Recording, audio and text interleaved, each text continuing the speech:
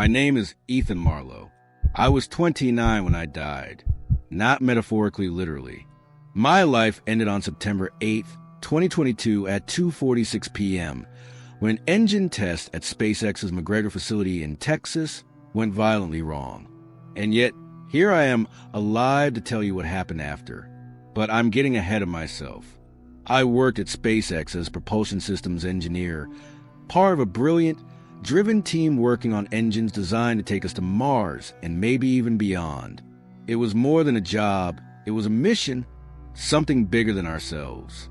We weren't just building rockets, we were making history.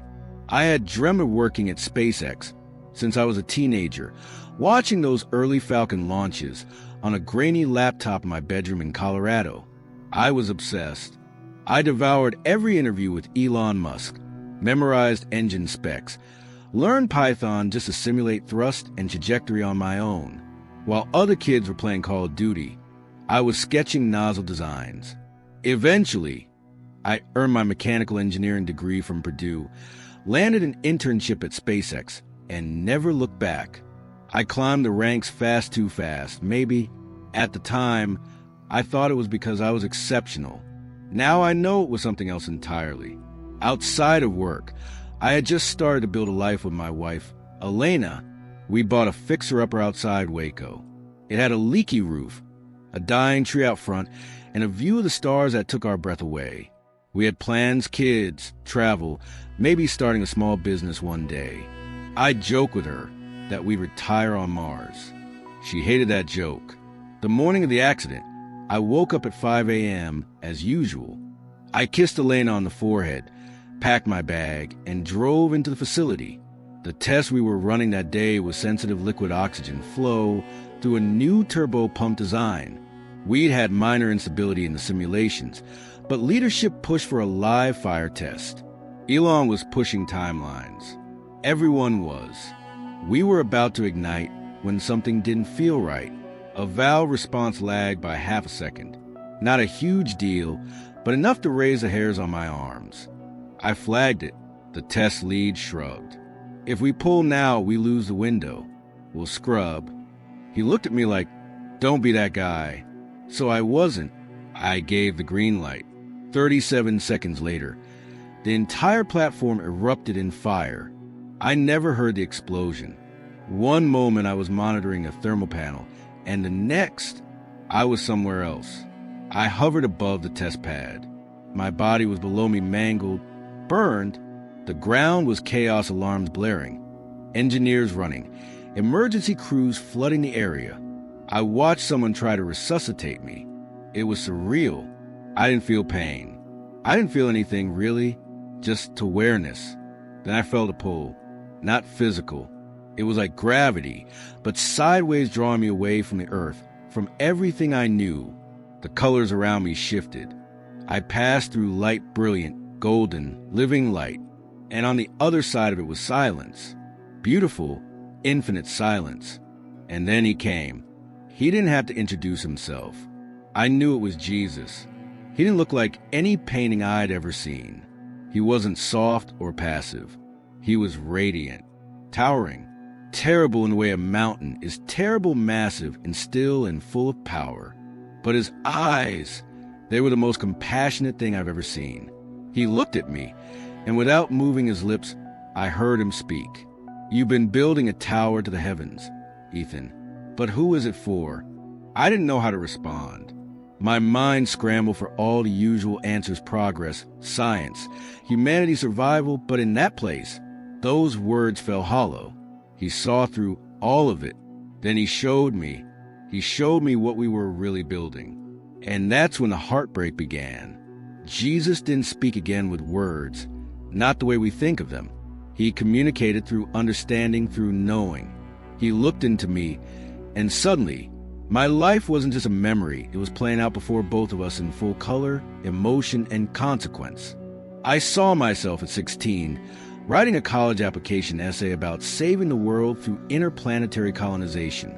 I saw my first day at SpaceX, the trembling in my hands as I typed my badge number at the security gate. I saw the long nights, the skipped holidays, the silent dinners with Elena, while my mind was calculating equations. Then the scene shifted. I was watching myself from above my hands, building rocket components, programming fuel sequences, coordinating engine firings. Around me, other engineers and visionaries were hard at work, too. There was excitement, energy, purpose. It all felt so good, so noble. But then the light dimmed. Jesus showed me the spiritual undercurrent beneath our work, like peeling back a veil that had been hiding the truth all along. I saw a massive machine, not mechanical, but symbolic. It was powered by intellect, ambition, pride, and fear. A tower rising ever upward, not unlike Babel.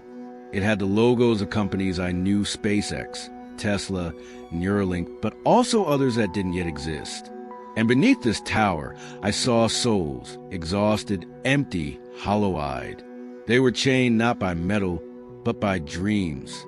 Beautiful dreams that had slowly become obsessions.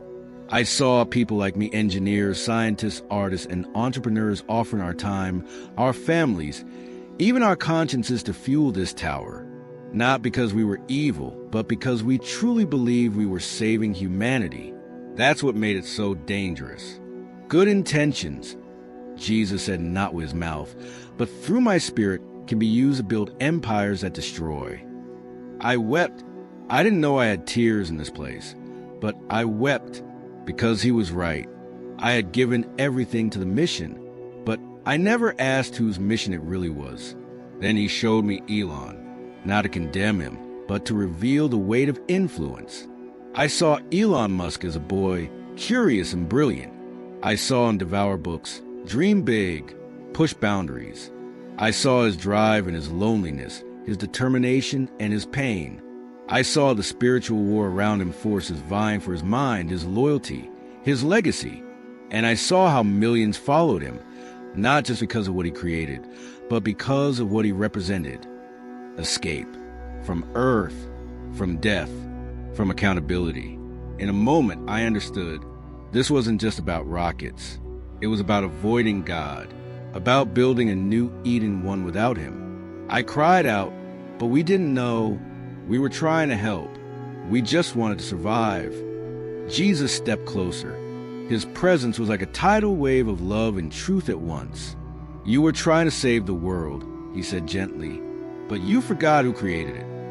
I collapsed at his feet again, overwhelmed, undone. How could I have been so blind? But he wasn't done.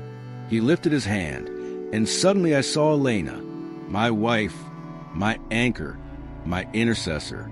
She was kneeling beside our bed, hands clenched together, whispering my name through sobs. She didn't know what had happened to me yet, not physically, but her spirit knew something was wrong. She was praying, pleading, declaring scriptures over my life. And then I saw something I will never forget. Her prayers were shields, literal, glowing shields rising around my spirit. Every time she said my name, every time she declared, God, bring him back to me, the lies around me cracked. The deception broke. Her love, her faith had kept the door open between me and truth. Jesus looked at me again. Her love brought you here, but your choice determines where you go from here. It was in that moment I realized this wasn't just a vision. This wasn't some hallucination or oxygen-deprived dream. This was my judgment, my chance to face what I had built and who I had become, and I had a decision to make. Jesus extended his hand again, and I braced myself. I thought the hardest part was over, that seeing my own pride, my misplaced loyalty, my blindness, was the worst of it. I was wrong. He showed me the future. Not a future. The future if things continued as they were. At first, it was beautiful. Sleek cities, clean energy, colonies on Mars. I saw children in zero-gravity classrooms, people farming hydroponic towers, hospitals with AI surgeons healing diseases we'd only dreamed of curing. Earth, from above, looked like a shimmering jewel, stabilized, organized, efficient. But then the light dimmed, just as it had before. Beneath the surface of all this progress was a silence, an eerie, chilling silence. No prayer, no worship, no awe, The human spirit, though alive and intelligent, was empty. I saw millions walking through these perfect corridors with eyes that never looked up. Their hearts were numb. Their minds were ruled by data. They had everything, and yet nothing. Children were raised by systems. Relationships were transactional. Faith had become an outdated myth, a relic of the pre-expansion era. I heard someone say it proudly, like a trophy, we outgrew religion when we left Earth. Then he took me to a Mars settlement. It looked like something from the design renderings I'd once obsessed over: domes, terraforming labs, regolith farms. But something was off. I could feel it even before I saw it. There was a spiritual vacuum on that red planet, a void deeper than any crater. No churches, no crosses, no space for God, only science, only survival. The people there were not evil, but they were lost. I saw a man in his 60s, looking out over the Martian plains, whispering, "We came all this way, but I still feel so far from home." And then the most heartbreaking part, I saw Earth, hundreds of years later. It was still inhabited, but decaying. The wealthy, the powerful, the worthy, they had long since left for colonies. Those left behind lived in shadows of the old world. Drought, collapse, war. The global elite had built their new Eden among the stars and abandoned the garden God had given them. And worst of all, they thought they had done the right thing. In their minds, they were saviors, pioneers, gods. Jesus turned to me, his voice filled with sorrow. This is what happens when man builds his kingdom without me. I couldn't speak. I couldn't even think. The weight of it crushed me. It wasn't that we had pursued progress. It wasn't that we'd reached for the stars. It was that we had done it without God, without humility, without seeking the creator of the universe we were trying to conquer. He showed me one final image. It was a little girl about 5 years old sitting in a dusty apartment on Earth. Her ribs were showing. Her eyes were tired. She was reading an old, torn Bible she had found beneath a floorboard. Her lips moved silently as she tried to sound out the words of Psalm 23. "The Lord is my shepherd." A flicker of light surrounded her. Even in the ruins, even in the aftermath of pride, faith remained, hope remained, because God had never abandoned us. We had abandoned him, and still, he waited. Jesus looked into my eyes again, and I could feel his love pulsing like a heartbeat. It wasn't angry. It wasn't cold. It was the love of a father who had watched his children walk off a cliff and was still holding out his hand to catch them. You cannot serve two kingdoms, Ethan. You know this now. But what will you do with it? I couldn't breathe. My soul trembled. "I want to go back," I said. "I want to tell them. I want to tell everyone." He smiled, not with triumph, but with tenderness. "Then you must remember." I began to fall, not like I had risen, but with speed, urgency, weight. The vision blurred, the light dissolved, and the sound of sirens and shouting rushed back in like a flood. I gasped, and pain came crashing in like a tidal wave. Every nerve in my body screamed. My chest felt like it had imploded. My right arm wouldn't move. Tubes pressed against my face. My vision was blurry, full of shapes and blinking monitors. But I was alive. Barely. Voices echoed above me, muffled at first. Someone yelled, "We've got him! He's back!" Another voice, more urgent, barked something about oxygen and vitals.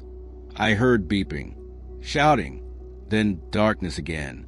I drifted in and out of consciousness for the next several days. Sedated, hooked up to machines. A patchwork of memory and reality stitched itself together in fragments. I remember the burn of morphine, the soft grip of a nurse's hand, the cold press of a stethoscope, the sound of Elena's voice. Oh, God, Elena. When I finally opened my eyes for real, she was there, sitting in a chair beside me, dark circles under her eyes, holding a small Bible in her lap, like it was the only thing holding her together. Her face was pale and hollow, but when she saw me blink, she cried harder than I've ever seen. She held my hand and whispered, "I knew you'd come back." I wanted to speak, but I couldn't. My throat felt like sandpaper. My body was a prison. But my soul was burning. The memories were fresh, too fresh. Jesus, the vision, the truth, the tower, the child reading Psalm 23. I could still feel it all, still hear it all. I wasn't the same person. And I knew, right then, that nothing about my life could stay the same. But saying that and living it are two very different things. After a few weeks, they released me from the hospital. Miraculously, I didn't lose any limbs, though I had serious burns, nerve damage, and a partially collapsed lung. They said I was lucky. No, I was chosen, and that terrified me. The first time I told someone about what happened, what I saw, they looked at me like I cracked under the pressure. A SpaceX trauma counselor, kind and polite, gently asked if I might want to talk to someone about hallucinatory phenomena. He chalked up to oxygen loss and trauma-induced disassociation. Even some of my closest friends, guys I've been in trenches with for years, raised eyebrows when I tried to describe the spiritual deception Jesus showed me. They listened, they nodded, but I saw in their eyes pity, doubt. Elena was the only one who truly believed me. When I told her everything, every last detail, she didn't flinch. She cried, but not out of fear, out of gratitude. "I prayed for this," she whispered. "Not the explosion, but for you to see." We spent hours that night, sitting on the porch of our little house outside Waco, my hand wrapped in gauze, her head resting on my shoulder, just breathing in the silence. She told me about the dreams she'd had during my coma, about the night she had woken up with a sense of overwhelming urgency and started praying aloud at 3 a.m., whispering Psalm 91 and crying out for God to bring me home. Her faith had been my anchor, a lifeline I didn't even know I needed. The hard part came next. I knew I had to walk away from the career I had built, the status, the dream. I turned in my resignation to SpaceX 3 months after the accident. I didn't say much, just that I had new priorities. They gave me a plaque, a letter of recommendation, and a promise that the door would always be open. But I wasn't going back. I couldn't, because the future I had once helped build, the gleaming future of Mars and AI, and endless expansion, wasn't just misguided, it was dangerous. And now, I had a different mission. Walking away from SpaceX was only the beginning. The real test came when I started to speak, not just to Elena or to a few curious friends, but to the world. The first time I shared my full story publicly, it was at a small church in Temple, Texas. The pastor had heard a snippet through a prayer group and invited me to speak at their evening service. I was nervous, sweating through my shirt, notes shaking in my hands, but as I stood behind that wooden podium, something opened in me, a fire, a certainty. I told them everything, the explosion, the out-of-body experience, meeting Jesus, the vision of the tower, the future on Mars, the spiritual vacuum hiding beneath all the progress, and most of all, the call to return to remember the Creator before we build our kingdoms without Him. By the end, some people were weeping, others sat frozen, a few slipped out early. But I knew then this was what I was born for, not propulsion systems, not polished resumes or LinkedIn clout, but truth that would offend, shake, awaken. From there, doors began to open and some slammed shut. A friend helped me set up a small YouTube channel. I started recording videos in our spare room, telling my story, answering questions, sharing what Jesus showed me about technology, pride, and prayer. The first few videos barely got 100 views, but then something changed. An influencer and ex-astronaut turned podcaster picked up the story. He called it the most disturbing and sincere NDE I've ever heard. My video was shared across forums, Reddit threads, and spiritual podcasts. Within a month, I had emails pouring in from around the world. Some were grateful, some were angry, some were confused, and some were scared.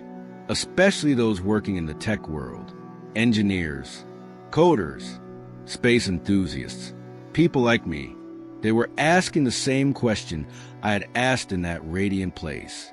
Had we been deceived? I didn't claim to have all the answers.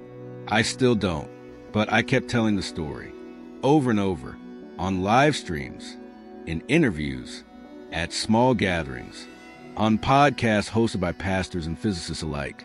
Each time, I shared the same core truth. Progress without God is not salvation, it's exile in disguise. Not everyone liked it. I've been mocked, accused of trying to tear down science, of being mentally unwell. A few of my former colleagues reached out not to reconnect, but to warn me to stop.